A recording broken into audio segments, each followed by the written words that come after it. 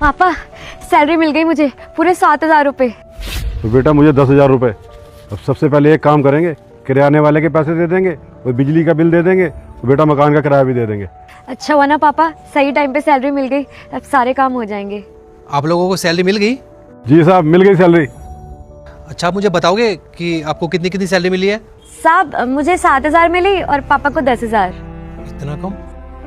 आप लोगों की सैलरी इतनी ही है? हाँ साहब जी, हमारी सैलरी इतनी है, मेरी 10 है, इसकी 7 है। अच्छा, कहीं ऐसा तो नहीं है कि आप लोगों ने छुट्टी की हो और उसके पैसे कट गए हो?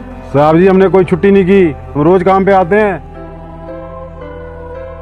आप दोनों एक काम करना, अभी थोड़ी देर बाद मैं अपने कैबिन में बुलाऊंगा, तो आ जाना। अरे क्या हुआ साहब जी, हमसे कोई गलती होगी साहब? नहीं नहीं, कोई गलती नहीं हुई है, बस मुझे कुछ पता लगाना है। जब तक मैं ना बोलूं घर मत जाना। ठीक है साहब जी। सर बुलाया आपने मुझे? हाँ नितेश, मुझे ये बताओ कि सबकी सैलरी दे दी ना तुमने?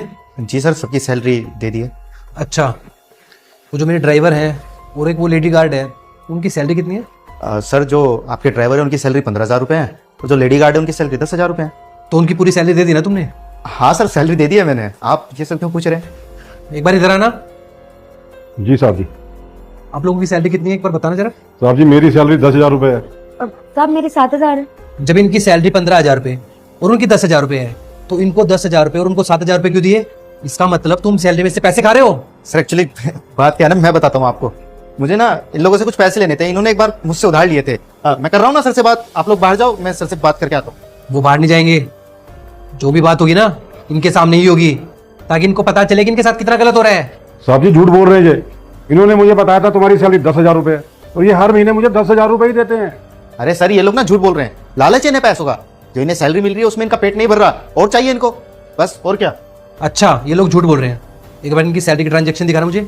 सर वो एक्चुअली ट्रांजेक्शन का तो नहीं है कुछ भी, वो कैश पेमेंट की थी ना, इसलिए। कैश में दी है? जब सबकी सैलरी ऑनलाइन पे होती है तो इनको कैश में क्यों? कैश में तो दोगे ही ना, तभी तो इनके साथ धोखाधड़ी कर पाओगे। मैंने देखा यहाँ पे जितने भी स्वीपर्स हैं, गार्ड हैं, ड्राइवर हैं, उनको सैलरी तुम कैश में देते हो। सर इन्होंने अकाउंट नंबर ही नहीं दिया, तो मैं क्या करता? मैंने तो इनको बोला था कि अकाउंट में कर देता हूँ सैलरी। नहीं सर, हमने अकाउंट नंबर दे रखा है, ये कहते हैं अकाउंट में दिक्कत हो जाती है, इसलिए कैश में ले लिया करो। रुक जाओ बेटे, अगर अभी कोई लड़की इस शॉट में डांस कर रही होती तो तुम सब खुशी खुशी लाइक सब्सक्राइब कर देते, लेकिन आज मेरे लिए नहीं करोगे क्या? और कमेंट में मेरे स्वामी श्री राम का नाम भी लिख देना, तुम्हारा आगे का समय अच्छा आएगा। आई एम सॉरी सर, वो कोई गलती माफ कर दीजिए। अरे किस चीज की माफी मांग रहे हो तुम मुझसे? कि तुमने मेरे साथ धोखाधड़ी की या फिर इनके हक के पैसे खाए उस चीज की?